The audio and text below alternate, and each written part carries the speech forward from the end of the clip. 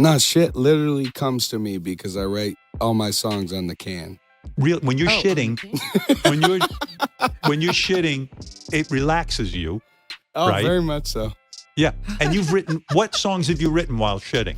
I'd say about 30% of all my albums have been written on the shitter. And Wow. I'd say 60% of lyrics have been written on the shitter. You're going to get roids and you're going to get all kinds. But if you're writing hit songs on the can, then just sit there. Let it happen, dude. I'm like hour and a half, 2 hours. Oh, come on. Hey, Songaholics! Really excited about this video since it seems fun right from the start, as you've probably noticed. Yeah, creativity doesn't have to be clean. You can find inspiration even in the dirtiest places in the world. Once again, this shows there are no rules to being creative. And let's be real, why do all the good ideas come in the bathroom anyway? But how about him forgetting stuff while he's in the bathroom? No, I have a notepad. So it's not the iPad or the iPhone Right. notes or the iTunes notes or whatever it is. I have a special notepad off to the side where I can write my That shit. you carry with you no matter where you go. A journal. Yes, sir. Yes, sir. And you take a pen and you- journal. Oh, it's a digital journal. But why did he choose the bathroom for writing songs? Business is on the back end. I think music at the end of the day has nothing to do with f***ing business. Music has to do with people. If you're reaching out saying, hey, I have this song, and like as a precursor to everything, I'm saying that you can't go out and try to go for, oh, this person's hot right now. I want a song with them, so song blows up. Yeah. It's important that it's organic. Songwriting and music in general aren't just business endeavors, they are deeply emotional pursuits. One can't just approach them solely with logic. In most cases, attempting to predict what will become a hit song leads to defeat. It's a reverse process. Instead of strategizing for a hit, you delve into your emotions and create something beautiful. Then, you let the universe decide if it resonates enough to become a hit. Do you have a lot of voice notes on your phone with ideas? I do. Yeah. We should play them all right now. Yeah, why don't you break some out? All right. No, I can't do that. There's no way. I know. Have you recorded one recently? Do you still lay them down? Yeah. Whenever I'm on to something, now it's just more my notepad now. Yeah. Because I'm thinking and I'm like, that sounds cool. On any given day, what is abundant are ideas. Lots of them. Every single person may generate millions of ideas each day, regardless of whether they are smart or dull. However, the important thing is that the self-aware person captures these ideas and doesn't let them fly aimlessly in their head. As a songwriter, it's crucial to carry a notebook or use a digital alternative because, who knows, maybe one of these ideas will make a difference. The fun part begins after taking note of your ideas. Then comes the implementation phase. You have to review them, pick the best ones, and treat them like seeds. You start watering and nurturing them, and one day you'll see which of these seeds blossom. But you're not shitting that whole time, but you're sitting there. Are you pushing the whole time? Because you really could get hemorrhoids, and I'm not making a joke. It's my special zone. Okay. It's my special zone. Because no one wants to come talk to you while you're taking a shit. Right. No your one private wants time. to come and talk to you. No one. I don't care who it is. I feel differently today than I felt the day after releasing Folklore, because even the day after releasing Folklore, Aaron and I were still bouncing ideas back and forth, and we just knew we were going to keep writing music.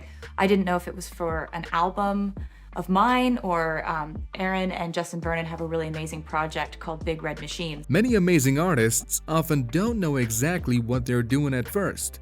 They just keep working until they figure it out.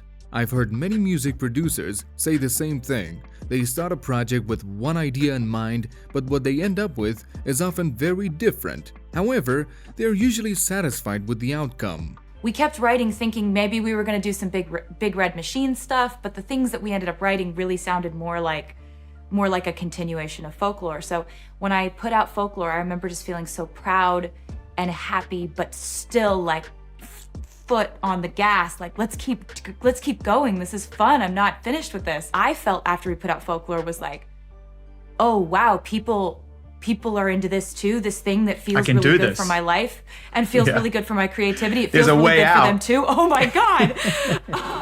I write songs not just to put them on albums, but I write songs to help understand life a little bit more. Life makes a little more sense to me when I can take these complex emotions and you know, tricky situations and things that come at you in life and process them and say them in a song. Many artists wonder what they should write about. It's a tough question. Picture yourself starting a blank page, feeling anxious because nothing comes to mind. But in reality, there is no such thing as writer's block. Jerry Seinfeld says writer's block is a phony, made-up BS excuse for not doing the work. And it's true. There are countless topics to write songs about. Take Taylor Swift, for example. She turns her struggles into songs. So even with just a day's frustration, you can create a whole year's worth of songs. It's more of like writing just kind of happens to me. Like no matter where I am, 4 in the morning or in the middle of a conversation, I'll just get an idea and I'll have to like record it into myself. Ideas often come easily, happening to most of us. You might get an idea in the middle of the night or while you're in the bathroom. But do you take it seriously like Taylor does? Or do you let those ideas go to waste? And here's the even more important part. Do you try to bring those ideas to life? Do you experiment with them to see if they're practical? Or imagine what it would be like if you turned them into reality? I remember when I used to get an idea when I was 12 years old in my room. I'd first get an idea and I'd be like, yes, idea. And then I get this like fear and almost sorrow that no one was ever gonna hear it. I'm never gonna get to make this into something. I just get really in it when I'm writing a song and I disappear into my phone because my phone is where I keep my notes and my phone is where I'm editing. But to be honest, I prefer keeping my notes on paper rather than on my phone. However, here is an important point. Treating your craft with professionalism and seriousness. When you take notes, you're showing dedication. You add to them, you edit them, indicating to the muse that you're committed to making your writing beautiful. And you know what? That means the muse will reward you with beautiful ideas. Beside that, as an artist, paying attention to every detail is crucial. In most cases, it's not that there is a lack of inspiration or material. It's mostly because we are not paying proper attention. I don't even think I would have been able to do it, to be honest. I don't know if you watched the VMAs performance, but there was helicopters around me and I was on the skyscraper. I was terrified. So how did you get through that? Like I get through anything, I figure it out. As aspiring artists, there are moments when we need to pause and closely examine the qualities our heroes possess, which we can then incorporate into ourselves to strengthen those particular traits. It's true that everyone has their own weaknesses and strengths. For example, you may not excel at performing on stage like him, but you can still adopt his values and beliefs. I was truly inspired by this phrase he said while watching him. Like I get through anything, I just figured it out. I thought, wow, I need to write this down and put it on my wall so I never forget it. You say story. I mean, you've revealed this character to us over the past year. Can you tell me who this character is? Honestly, I have my answers, but I love people's theories and conclusions on who he is and what it means and the message he's giving. Will the character make an appearance at Super Bowl halftime? You have to see. You're not gonna give me anything? I gave you something. Wanna know how Eminem writes his songs? So don't miss the next video. Thanks for watching this. Don't forget to support me on this journey.